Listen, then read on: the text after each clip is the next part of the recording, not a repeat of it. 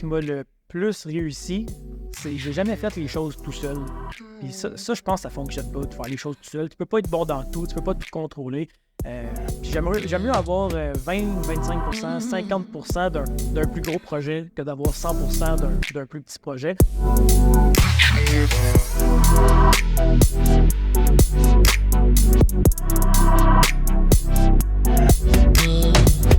Alors, bienvenue à Meilleur Humain, Meilleur Monde. Merci de l'invitation. Rencontre avec des entrepreneurs visionnaires du Québec.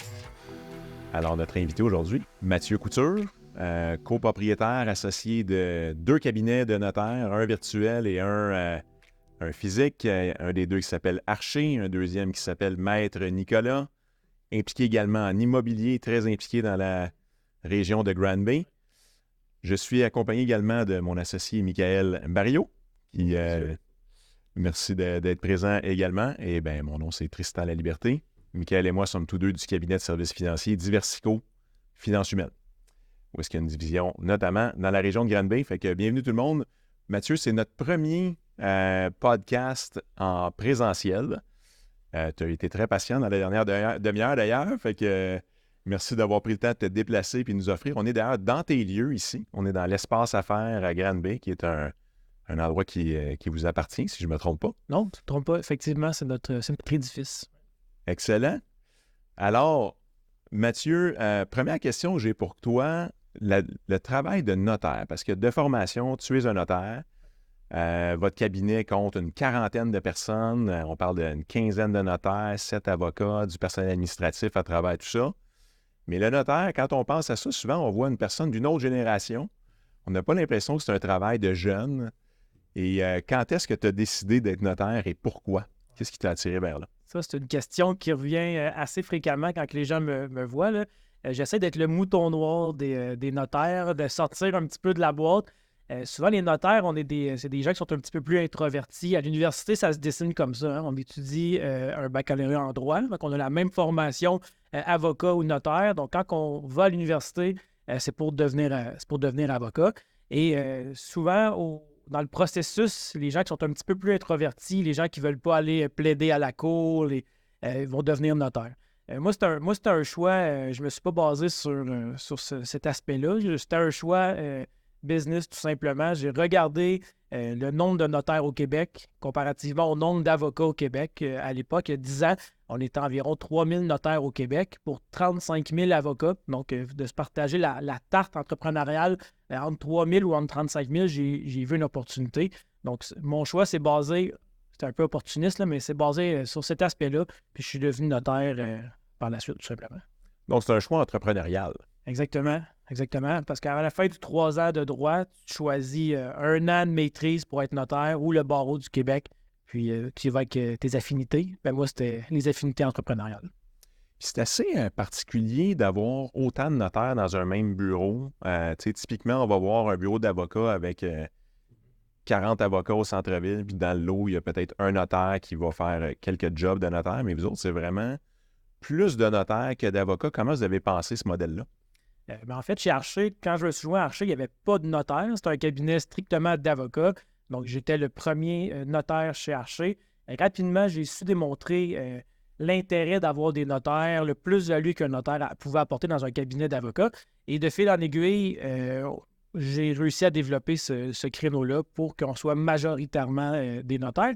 Et les notaires, c'est des gens souvent qui aiment ça travailler seuls. C'est des gens qui sont solitaires. Donc, ils travaillent 1, 2, 3 notaires ensemble. Ils n'ont pas, le besoin ou le désir de devenir un grand cabinet qui était tout le contraire pour moi. Là. Moi, depuis 10 ans que je pratique, ça fait 10 ans que je veux être dans un cabinet majeur multidisciplinaire. Donc, c'est comme ça que, de fil en aiguille, on est rendu à plus de notaires que d'avocats dans notre cabinet. Vous avez réussi aussi un tour de force. Vous êtes le plus gros cabinet de notaires de la région de Grand Bay. En dedans de 10 ans, vous êtes passé de 6 associés à peu près. Au départ, 4 associés, en fait, vous êtes devenu 40 personnes environ au total aujourd'hui. Vous êtes en région. Tout le monde qui est en affaires aujourd'hui parle de main-d'œuvre. Comment vous faites pour vous distinguer puis grandir dans un domaine comme le vôtre? Ouais, on offre un lieu de travail qui est attrayant, des locaux qui sont attrayants. Chez nous, il n'y a pas de distinction là, entre l'adjointe, la technicienne, l'associé, le junior. Donc, il n'y a pas ce type de rôle-là. Tout le monde a des beaux cabinets, des beaux bureaux. Tout le monde a la même table, que tu sois associé ou adjointe, tu as le même espace de travail. Donc, ça, c'est un aspect. Il n'y a pas vraiment de hiérarchie. On ne le laisse pas sentir chez Archer. Sinon, les avantages sociaux, un programme d'assurance, programme de REER collectif. Sinon, on a un gym au bureau, là, quand même un espace là, de 3000 pieds carrés que les gens ont accès, douche, casier. Et pendant leurs heures de travail, ils peuvent aller faire un peu de sport. On a des entraîneurs privés qui viennent sur place également pour accompagner ces gens-là, parce qu'on a un travail qui est, pour nous trois, là, qui est sédentaire. Donc, si tu ne bouges pas, là, ça ne fonctionne pas. Donc, on veut éviter ça. Donc, le bien-être de nos employés est important. Salaire concurrentiel, horaire flexible. J'ai des gens qui travaillent un peu partout dans le Québec, qui travaillent exclusivement de la maison. Donc, la flexibilité pour ces gens-là, c'était ce qu'ils recherchaient. Donc, c'est un mix de tout ça qui fait qu'on a des CV qui rentrent régulièrement chez nous pour travailler. Puis est-ce que c'est une profession qui est encore en croissance? Tu disais justement, il y a un peu l'avantage du défaut. J'entends qu'il y a juste 3000 notaires pour, mettons, 30 000 avocats, fait que ratio d'1 pour 10. Quand vient le temps de recruter, c'est également le même ratio de 1 pour 10. Vous recrutez où? Comment vous trouvez votre monde? Mais étrangement, j'aurais pensé comme toi, mais ça semble plus facile recruter des gens dans le notariat, dans mon cabinet, que des gens dans le côté avocat. Donc, malgré qu'il y a moins de gens qui sortent de l'université chaque année, on n'a pas de problème de pénurie de main-d'œuvre. Je ne sais pas comment ça se passe dans les autres études, là, mais j'ai pas ce problème-là. Je vous dirais qu'on a fait affaire avec des headhunters, des chasseurs de tête régulièrement. Mais aujourd'hui, c'est bouche à oreille. Puis on prend beaucoup de stagiaires. On a peut-être 2 stagiaires par session aussi, donc 6 à 8 stagiaires par année qui passent dans nos bureaux. Puis beaucoup de ces stagiaires-là reviennent pratiquer par la suite. Là. Donc, en donnant un petit peu à ces étudiants-là, ça revient normalement. Là. Intéressant. Une question qui me vient, je prends la parole. Là. Tu m'avais mentionné que tu avais fait des conférences à l'université de Sherbrooke. Puis, c'est quoi qui a fait de la différence que souvent, je pense que tu as des stagiaires qui provenaient justement de l'université. Ouais. C'est quoi que tu leur as dit? C'est quoi qui a été l'élément déclencheur de ça? Quand on est. Puis ça part, ces conférences-là, de quand on est à l'université, nos modèles de juristes, c'est nos professeurs, c'est des chargés de cours qui, pour la plupart, puis peut-être avec ce que je vous disais, que les notaires, on était des gens plus introvertis, que d'aller donner des formations puis des cours devant des salles de 60-70 étudiants, c'est peut-être pas fait pour les notaires en général. Donc, 100% de mes professeurs, 99% de mes professeurs à l'université, c'était des avocats. Donc, on a des modèles de juristes qui étaient des avocats puis qui sont encore des avocats. Donc, naturellement, tu prends un petit peu trace dans les modèles que tu reçois. Puis, j'ai été approché par l'université parce qu'effectivement, il n'y a pas de modèle de notaire. Hein. On l'a dit tantôt, là, le notaire un peu plus vieux jeu ou d'un certain âge, il y a des notaires qui peuvent être dynamiques, qui peuvent être plus jeunes également. Donc, l'université m'avait approché pour aller inciter des étudiants à s'inscrire en notariat puis leur démontrer que c'était une profession qui était quand même intéressante, même si c'était pas même si les gens n'étaient pas en connaissance de cause. Donc, c'est dans cette optique-là que j'étais à l'université, rencontrer des étudiants qui se questionnaient sur le métier de notaire puis les éduquer un petit peu, étant donné qu'il n'y avait aucune figure, aucun mentor, aucun modèle notaire qui enseigne à l'université en ce moment. OK, super. Merci. Fait que Mathieu, quand on t'écoute parler, moi je pense que tu es plus fondamentalement, tu es un entrepreneur. Tu as choisi la profession de notaire de manière stratégique pour te bâtir une business là-dedans. En coulisses, tantôt, tu me parlais aussi de tes projets immobiliers. Quand quelque part, d'une part, évidemment, ils arrivent à vous parce que vous êtes une profession importante à la table quand on est un investisseur immobilier ou un bâtisseur dans l'immobilier. Puis en même temps, vous vous êtes intéressé pour vous-même à cet actif-là. Ouais. Parle-nous un peu là, de cette partie-là de ta business, finalement. L'immobilier, c'est une passion à la base, mais moi, j'ai commencé comme plein de gens à avoir des immeubles à revenus, Mais je me suis rendu compte rapidement que d'avoir un immeuble à revenus avec des locataires, puis de gérer des trous dans les murs ou des toilettes qui ne fonctionnent plus, c'était pas pour ça. Je n'étais pas fait pour ça, mais je voulais quand même m'intéresser à l'immobilier. Le notaire, c'est le spécialiste de l'immobilier. Donc, de faire des gars, il y a beaucoup de clients qui venaient me consulter pour avoir des conseils dans leurs projets immobiliers, des projets de lotissement, de terrain, de développement immobilier. Et j'ai commencé à m'intéresser à cette pratique-là de l'immobilier qui était tout autre que des locataires à s'occuper puis à répondre à leurs besoins. Donc, puis quand tu commences à donner des conseils, puis que les gens viennent te voir pour recevoir des conseils juridiques sur leur projet immobilier, bien, c'est là que tu te questionnes. Tu te dis, peux-tu le faire pour moi-même? Peux-tu ne pas juste donner des conseils à d'autres puis m'impliquer dans ce projet-là? Puis là, tu essaies de rentrer dans des groupes, tu essaies de donner ta plus-value dans ces groupes-là, mais ça ne se fait pas non plus le jour 1. Le jour 1, tu n'as pas la crédibilité pour embarquer dans des projets d'envergure. Puis il y a environ 2 ans, j'ai eu l'opportunité dans un groupe d'investisseurs immobiliers d'embarquer. Puis ces gens-là voyaient en moi un plus-value. Puis c'est ainsi que je suis rentré dans un projet immobilier. Aujourd'hui, on a au-dessus de 10 millions de pieds carrés dans notre région, ici à Granby. On a des projets résidentiels, commerciaux, industriels. Puis là, on apprend à travers ça, en parlant des différents joueurs dans ce domaine-là, hein, dans le domaine hôtelier, par exemple, dans le domaine de la restauration, dans le domaine du logement, dans l'industriel. Puis on apprend, puis on grandit, mais c'est quelque chose qui me passionne. Puis assurément que c'est mon travail de notaire qui m'a amené des connaissances, puis éventuellement peut-être une crédibilité pour m'impliquer dans des réseaux d'affaires qui s'intéressent à ces projets immobiliers-là. Mais c'est plus juste une passion. C'est un travail presque à temps plein. Est-ce que c'est le gros de la business de Archer, de travailler avec des clients d'immobilier, par exemple? Ou, moi, je spécialise mon créneau dans ça. Donc, ça, c'est un autre point. Les notaires, on est des gens on est des généralistes. Hein. Les notaires font à peu près tout, sont bons dans environ tout, mais ne se spécialisent pas dans aucun domaine en particulier. Puis je n'ai pas de réponse au pourquoi, versus les avocats. Les avocats sont spécialisés dans un domaine, les ingénieurs sont spécialisés dans un domaine, les médecins spécialistes se spécialisent dans des domaines également. Puis les notaires, nous, on fait un peu de tout. Donc, dans notre cabinet, les notaires essaient de se spécialiser dans ce qu'ils aiment, parce que tu es bon dans ce que tu aimes. Puis pour ma part, je me spécialise en immobilier majeur, financement majeur, lotissement, développement immobilier. Donc, moi, c'est mon créneau à moi. Je suis un des seuls qui fait ça à temps plein dans ce créneau-là. Mais est-ce que Archer ratisse plus large que ça dans d'autres créneaux avec d'autres de tes collègues ou d'autres associés? On sort de l'immobilier assurément. On fait du droit des sociétés, on fait du litige municipal, on fait du litige successoral, on fait du droit de la personne, hein, donc testament, succession, mandat de protection. On fait de l'immobilier standard également, donc achat d'un bungalow, d'un condo, on fait ça chez nous aussi. Donc, on fait du droit de l'immigration également. Donc, en étant une grande équipe, on peut offrir plusieurs services sous le même toit.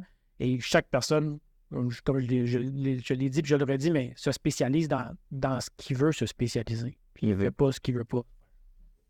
Tu sais, dans un sens, on a mettons, Michael et moi et toi avons un domaine qui se recoupe en quelque part. On est des conseillers d'affaires, on est des conseillers de gestion des risques aussi. Toi, tu t'occupes des risques juridiques. Nous autres, on va s'occuper des risques plus au niveau des produits d'assurance, par exemple. C'est quoi l'erreur que tu vois le plus typique ou la chose que les gens d'affaires ne se sont pas occupés et que ça te jette encore à terre à chaque fois que tu t'en rends compte? Ouais, mais le testament, c'est une réponse facile, mais le testament, je lisais une statistique récemment, c'est environ 1 personne sur 2 qui n'ont pas de testament au Québec. Et sur l'autre personne sur 2 qui a un testament, plus de la moitié ne sont pas à jour avec une situation familiale antérieure qui n'est plus d'actualité aujourd'hui. Donc, on pourrait dire qu'il y a peut-être un Québécois sur 5, un Québécois sur 4 maximum qui a un testament à jour qui reflète sa situation financière, familiale d'aujourd'hui. Donc, le testament, puis j'ai eu un cas récemment, un de mes clients, plusieurs années, un homme d'affaires incroyable que je voyais fréquemment. J'étais son notaire depuis quelques années seulement. Puis, on se voyait, mais je n'ai jamais posé la question s'il y avait un testament. C'était évident qu'il y avait un testament. C'est un monsieur exceptionnel, un homme d'affaires exceptionnel, un monsieur de certain âge, puis il est décédé récemment. Puis il n'avait jamais fait de testament, ce monsieur-là. Puis j'ai jamais posé la question non plus. J'aurais peut-être dû. Mais si cette personne-là n'avait pas de testament, c'est parce qu'il y a beaucoup d'entrepreneurs qui n'en ont pas non plus. Quoi d'autre à part écoute, je suis vraiment zéro surpris de ce que tu dis. Nous, on l'a dans notre checklist, là, si je peux dire, quand on fait le plan d'un client. Puis c'est incroyable la quantité de fois que le crochet, c'est non, il n'est pas fait, ou il est fait, mais il n'est pas à jour, ou il est fait, il est à jour, mais il n'est pas devant notaire. Il y a de ça aussi, là, tu sais. Tout à fait. Il y en a qui vont faire ça avec le kit testamentaire à 70$ sur Internet, puis ça vaut ce que ça vaut. Là. C'est quoi l'autre grosse faille à laquelle tu aurais pensé? Top numéro 2 entre Pour les entrepreneurs, Ouais. 2 choses me viennent en tête. Beaucoup de gens vont structurer un projet ou vont faire une offre d'achat sur un projet ou vont vouloir s'associer avec des gens. Puis le notaire, nous, on est toujours à la fin. On est toujours à la fin. Tu sais, il y a le fiscaliste, il y a le comptable, il y a plusieurs intervenants. Puis des fois, on arrive à la fin du projet. Les gens ont mis des dizaines de milliers de dollars en frais de fiscaliste, de comptable, de structure corporative, des études environnementales. Ils ont mis des ingénieurs. Puis on se rend compte à la fin qu'il y a des vices qui affectent, par exemple, un type de propriété, qu'on se rend compte qu'il y a une servitude qui passe à un endroit puis que le projet n'est pas développable. Mais je dirais d'aller voir son conseiller juridique, pas à la fin du projet, un an plus tard, peut-être d'aller le voir dans les premiers temps du projet, d'aller s'asseoir puis prendre un café, puis jaser du projet, puis de voir ce qu'on peut apporter comme plus-value, parce qu'on est des généralistes, je l'ai dit tantôt, là, on peut regarder plusieurs aspects du dossier, puis pas attendre à la fin que le projet soit quasiment réalisé, puis qu'on apprenne qu'il y a peut-être des petites choses qui accrochent. Fait que je dirais, aller voir son conseiller juridique dans les premiers moments du projet et non à la fin. Puis sinon, les entrepreneurs, comment entrepreneurs n'ont pas de convention d'actionnaire? Donc, c'est un peu le testament d'une compagnie, la convention d'actionnaire. Puis tout le monde pense savoir c'est quoi une convention d'actionnaire. Là. Souvent, le téléphone sonne, puis je dis, moi, je veux une convention d'actionnaire. Puis quand on pose des questions aux clients, c'est quoi une convention d'actionnaire? Puis pourquoi il veut une convention d'actionnaire? Il ne sait pas pourquoi. Là. C'est quelqu'un qui a dit que quelqu'un y avait dit ça. Mais la convention d'actionnaire, c'est comme un contrat de mariage. Il faut le faire quand ça va bien, puis sinon, il est trop tard. On fait ça dès le départ aussi. Oui, puis on pourrait faire un peu un copier-coller de tout ce que tu as dit par rapport au testament. Là. Des fois, ils en ont, des fois, ils en ont, mais ça fait 25 ans, ils ne l'ont pas ouverte, les chiffres ne sont pas du tout à jour, il y a des associés qui ont changé. Ils s'engagent l'un et l'autre à se racheter pour 500 000 $, mais la business s'est rendue qu'elle vaut 28 millions. Oui, tout à fait. On fait beaucoup de litiges corporatifs aussi au bureau, puis on voit le pendant de tout ce que tu viens de dire, là, les résultats de mauvais documents. Là, ça, c'est exactement ce que tu viens de dire. C'est assez incroyable. J'ai envie que tu nous parles un peu de... Tantôt, tu m'as montré sur ton téléphone l'application, en tout cas le site web de votre business en ligne de notaire. J'ai juste vu rapidement, je cherche à faire un testament. C'est très... dire en anglais, on dirait trendy, là, très au goût du jour. Encore là, ça ne ressemble pas du tout à ce qu'on pourrait imaginer d'un notaire. C'est quoi votre vision par rapport au notariat virtuel? Ouais. Mais Maître Nicolas, c'est un beau projet. Dans la pandémie, ça a accéléré un paquet d'innovations technologiques, dont les signatures à distance. Puis moi, je ne pensais pas qu'on verrait la signature à distance chez le notaire, vu qu'on est un domaine qui est très conservateur. Mais la pandémie a fait des accélérations, donc ça a eu du bon dans ce niveau-là. On a décidé de partir un bureau 100% virtuel. Notre but là-dedans, c'était 2 choses. Donc, pénurie de main-d'œuvre. On voulait être capable de recruter partout au Québec. Donc, si quelqu'un veut aller travailler de Val-Rocher-Percé, mais moi, ça ne me dérange pas. Puis, il aura un salaire d'une grande ville, même s'il habite en région. Puis, il pourra négocier ses conditions de travail puis avoir des opportunités d'affaires. Donc, moi, je voulais attirer une main-d'œuvre partout dans le Québec. Puis je voulais aussi aller desservir des services notariaux dans des endroits qui n'ont pas de représentativité notariale. Je prends Fermont, puis ça, c'est un cas qui m'avait allumé. Fermont, une ville minière, des gens qui ont des revenus quand même intéressants.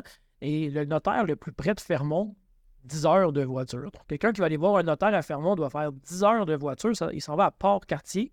Il doit dormir, il doit déjeuner, dîner, souper, voir son notaire et revenir faire 10 heures de voiture. Puis là, il faut qu'il retourne pour le signer son document lorsqu'il sera prêt dans 1 semaine ou dans 2 semaines. Donc, ça, je trouvais que ça n'avait pas de bon sens que des régions n'aient pas accès à des services juridiques. Donc, Maître Nicolas avait pour but de régler un concept de pénurie de main-d'œuvre, d'offrir des opportunités à des gens d'aller dans leur région, dans leur village pour travailler leur profession qu'ils aimaient et d'aller assurer une représentativité notariale. Donc, Maître Nicolas était le premier vrai bureau à 100% virtuel, 100% à distance. Maître Nicolas, c'est 10 employés environ. Ça fonctionne quand même bien. Mais la loi sur le notariat a eu des petites évolutions dans les derniers mois, puis ce qui fait en sorte que la signature à distance doit être exceptionnelle maintenant. Donc, ça doit être fait sur certaines conditions, conditions qui vont se définir un petit peu plus là, dans les prochaines semaines, prochains mois. Mais pour l'instant, de façon exceptionnelle, donc Mike Nicolas, qui faisait 100% de ses transactions à distance, ne peut pas plaider que c'est 100% des transactions. Qui était exceptionnel. Oui, elles ne sont pas tous exceptionnelles. Il y en a, mais elles ne sont pas tous. Donc, c'est pour ça que pour l'instant, en attendant l'évolution de la loi, Mike Nicolas s'est ouvert des places d'affaires. 2 principales, une à Québec puis une à Saint-Jean. Puis je ne voulais pas non plus remercier tous ces employés-là. Donc, on a essayé d'être un petit peu créatif puis de leur offrir un emploi. Puis Québec, parce qu'on a des employés qui sont dans le coin de Québec. Et Rive-Sud, parce qu'on a des employés sur la Rive-Sud. Donc, on voulait se rapprocher un petit peu de ces gens-là qui ne perdent pas leur emploi, qu'on puisse laisser la business évoluer un petit peu en attendant d'avoir des mises à jour là, sur c'est quoi la définition d'exceptionnel pour la Chambre des notaires. Mais j'espère de tout cœur qu'on va pouvoir continuer d'offrir un service à distance, puis surtout pour les gens qui sont à l'extérieur des grands centres puis qui n'ont pas accès à des services juridiques ou des services juridiques. Il y en a qui ont des notaires ou des avocats dans leur région, mais tu sais, si tu es tout seul comme notaire dans une région donnée puis que ton efficacité n'est pas au rendez-vous, ces gens-là ont le droit d'avoir le même service que quelqu'un qui habite à Montréal. Mais tu sais, avec ce que tu viens de dire, de toute façon, est-ce que ce service virtuel-là peut au moins faire tout ce qui est en amont de la signature? Tu sais, prenons l'exemple de la convention d'actionnaires. Je me rappelle que quand on a fait la nôtre chez Diversico, on a investi probablement 40 heures de notre vie en réflexion, parce que quand tu veux le faire vraiment de bonne manière, c'est probablement pas tout le monde qui met autant de temps, là, mais on aurait pu faire 39 heures en virtuel puis 1 heure de signature. Exact. Et ça, j'imagine que c'est faisable de le faire. Pour l'instant, c'est juste la signature à la fin là, qui est en présentiel. Qui est idéalement en présentiel. Exactement. Puis, fait qu'on est capable quand même de répondre à un besoin de pénurie de main-d'œuvre. Tu sais, j'ai un cas qui me vient en tête. J'ai une notaire qui travaille pour nous, qui habite en Beauce. Elle voulait vraiment travailler pour notre cabinet. Puis, elle travaille 40 heures semaine en Beauce, à distance. Puis, elle accompagne tous les notaires du bureau dans leur mandat.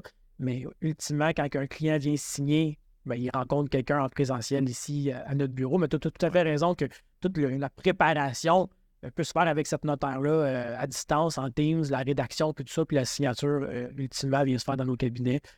Donc, effectivement, la préparation, nos adjointes, nos techniciennes, nos notaires en support travaillent tous de la maison dans ce cabinet-là. OK. À quel âge as-tu su que tu étais entrepreneur? La première fibre? C'est jeune, c'est très jeune. Je viens d'une famille quand même. Mon père est entrepreneur, c'est un de mes modèles. Mon parrain également entrepreneur, c'est mon deuxième modèle. Donc, très, très jeune, moi, je voulais faire comme eux. Très, très jeune, puis on parle de 4, 5, 6 ans, là, quand les gens me demandaient ce que je voulais faire dans la vie. À cette époque-là, je disais que je voulais avoir une épicerie. Puis les gens me demandaient pourquoi une épicerie, mais je voyais ça comme une opportunité simple. Tout le monde doit manger, c'est un service primaire. Que je me disais, c'est sûr qu'il y a du succès dans une entreprise comme ça. Donc, moi, c'est ce que je disais de mes 5 à mes 12-13 ans, je voulais être propriétaire d'épicerie. C'était ça. Puis plus tard, je voulais être encore entrepreneur, mais là, je cherchais un autre voie. Là. Donc, c'est pour ça que j'étais en droit. Quelqu'un m'avait dit, le droit mène à tout. Puis, je ne savais pas trop ce que ça voulait dire à ce moment-là, mais j'ai pris ces conseils-là. Puis, j'étais en droit en me disant, je trouverais bien qu'est-ce que je ferais plus tard avec ça.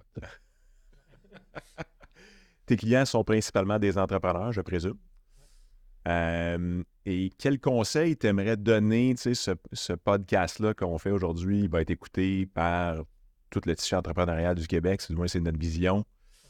Quel conseil t'aimerais donner Mais je pense que ce qui m'a le plus réussi, c'est que j'ai jamais fait les choses tout seul.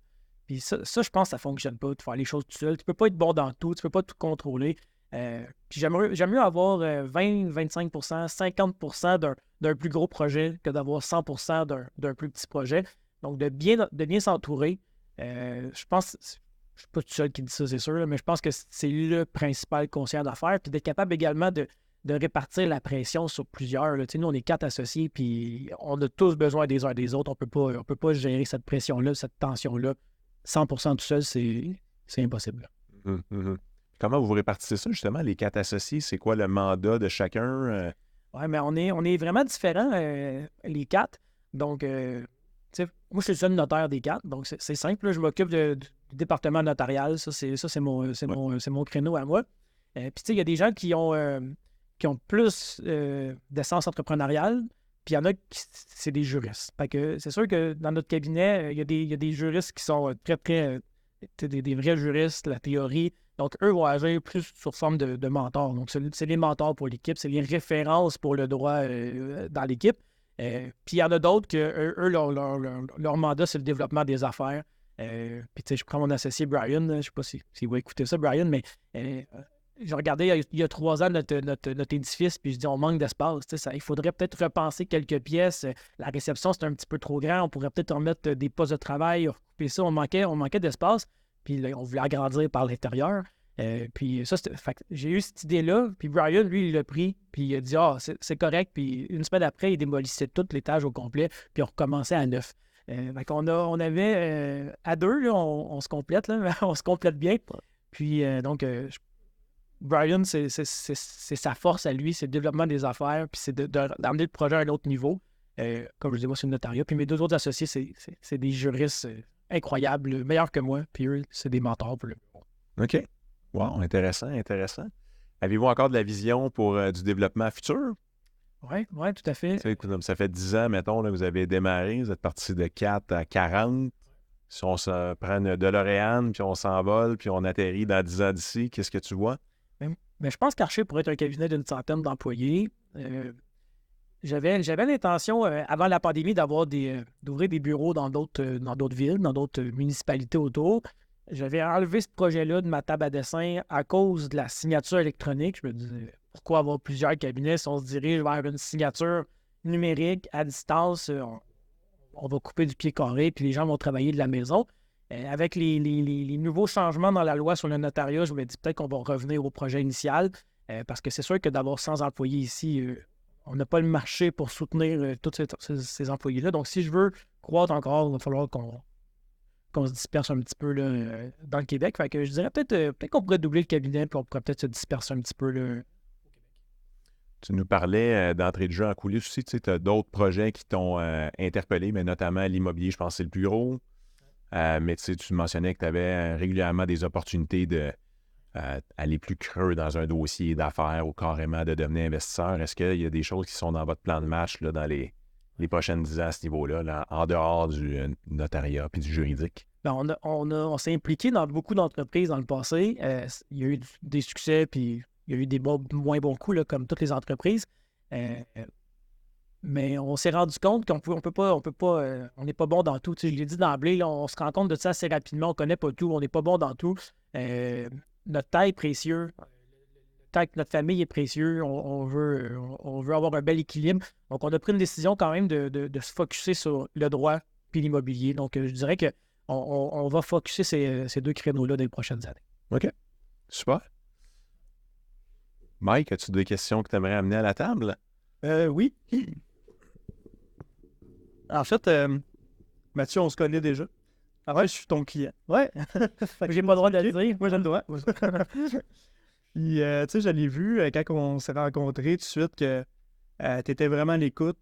Puis, ça m'a vraiment marqué quand on a eu notre meeting. Puis après ça, quand je suis sorti de la rencontre, je sentais que tu connaissais vraiment tout mon dossier. Puis que ça allait être du sur-mesure. Fait que je me demandais d'où c'est que ça vient, cette écoute-là? Hey, c'est une bonne question. Hein? C'est une bonne question. Ça doit être dans mes valeurs. Je suis quelqu'un qui écoute beaucoup. Là, on dirait que je parle plus que vous. Là, je me contredis peut-être. Là. Mais non, l'écoute, c'est important. Il y a quelqu'un qui m'a dit il y a quelques années, tu as 2 oreilles, tu as une bouche. Tu écoutes 2 fois plus que tu parles. Puis moi, l'entrepreneur, comme vous deux, là, je pense qu'on est à la même place. C'est quelque chose qui vient me rejoindre beaucoup. L'entrepreneuriat, ça m'allume beaucoup. Fait que quand je vois un jeune entrepreneur, parce que ça fait quand même quelques années là, qu'on s'est rencontrés la première fois, qui vient me voir pour des conseils, mais il ne sait pas quel conseil recevoir, ça, pour moi, ça mérite que je m'arrête et que je prenne tout mon temps pour prendre le temps qu'il faut avec cette personne-là. Good. Super. Non? Ben, ouais, l'autre question, tu l'as posée. Fait que vas-y. J'ai volé ta question. Fait que, évidemment, pour bâtir ce que tu as bâti, il a fallu que tu fasses des études en droit. On parlait encore là tantôt de... Tu disais que tu aimes beaucoup Tim Ferriss comme exemple. Là, fait que tous les entrepreneurs qu'on croise aiment se développer de diverses façons. Pour passer de là où on est aujourd'hui à là où tu te vois dans 10 ans, dans quoi toi tu as besoin de te développer pour arriver là?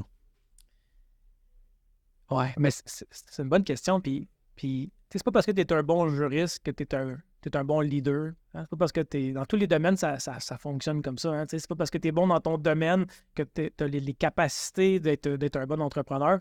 Donc, je pense que j'ai le désir d'être un bon entrepreneur. C'est ce que je veux tendre. Le droit, c'est une façon d'arriver à mes fins. Mais je pense que, tu sais, ce que je vais mettre mon temps en apprentissage, ça va être sur comment devenir un meilleur entrepreneur, comment devenir un meilleur leader, comment être à l'écoute des employés. Je pense que c'est là-dessus que je vais mettre mon focus. Simplement. Je n'ai pas une réponse plus complexe que ça. Tu reviens souvent sur les employés. Est-ce que c'est toi dans les 4 qui est un peu le grand penseur? Tu as parlé de le télétravail, ce qui est assez unique dans ton domaine. En tout cas, tu as mentionné un gymnase que j'ai vu d'ailleurs, 3000 pieds carrés. Écoute, c'est pas banal, 4 douches, je ne sais pas trop combien de casiers. C'est qui le penseur derrière ça dans votre équipe? Ben, c'est un tout, je dirais. Là, les 4 ensemble, c'est un tout. On se rencontre fréquemment, on se fait des petits week-ends un peu partout, on discute. Récemment, on en a fait un. On est parti aux États-Unis il y a 3 nuits. On s'est assis, on a regardé notre entreprise, les 4 ensemble. On a sorti la liste des employés. On a regardé chacun des employés. Sont-ils heureux? Sont-ils pas heureux? Qu'est-ce qu'on peut faire? Qu'est-ce qu'on peut faire de mieux? Fait que je dirais que en général, le bien-être des employés, on regarde ça ensemble. Mais je dois avouer que le gym de 3000 pieds carrés, c'était quand même assez... c'était un projet quand même d'envergure. Puis ça, je dois donner le crédit à mon associé Brian là, qui a vu gros là-dessus. On n'était pas trop sûr, honnêtement. On y a fait confiance là-dessus. C'était quand même un gros investissement. Puis ça prenait beaucoup d'espace dans le bâtiment également. Mais finalement, la moitié des employés sont assidus, vont au gym. Puis j'ose croire qu'ils vont avoir moins de problèmes... peut-être de dépression, moins de problèmes de santé, que la santé mentale et physique de ces employés-là qui bénéficient de ces installations-là va être mieux. Et si c'est mieux pour eux, ça va être mieux pour nous, assurément. Ben, clairement. Puis à tout le moins, en tout cas, ils n'auront pas l'excuse qu'ils n'ont pas rien chez eux pour s'entraîner. Là. Non, assurément. Est-ce que ça pogne? Est-ce que les gens y vont? Est-ce que c'est fréquenté? Est-ce que les gens... Une vingtaine d'employés, puis on fait des cours de groupe 2 fois semaine. Il y a un entraîneur, un kinésiologue qui vient au bureau, puis on en a un d'ailleurs aujourd'hui à 1h, le jeudi à midi. Puis il y a à peu près 15 personnes qui participent à ces petites rencontres-là. Puis après ça, ils retournent travailler, ils prennent leur douche, retournent travailler, puis on dirait qu'on devient plus efficace, tout simplement pour l'après-midi. Tu fréquentes beaucoup des entrepreneurs, il y a des projets qui viennent à toi. Une question que j'ai pour toi, c'est, comme tu sais, on va rencontrer un paquet de monde. Une bonne question que tu aimes poser ou que tu aimerais que nous posions à nos prochains invités. Tu sais, une question qui t'a amené des réponses intéressantes, une question qui te permet de connaître quelqu'un ou de... T'as-tu ça en stock pour nous? Bonne question. Là, tu me prends de cours, là. Ah là là.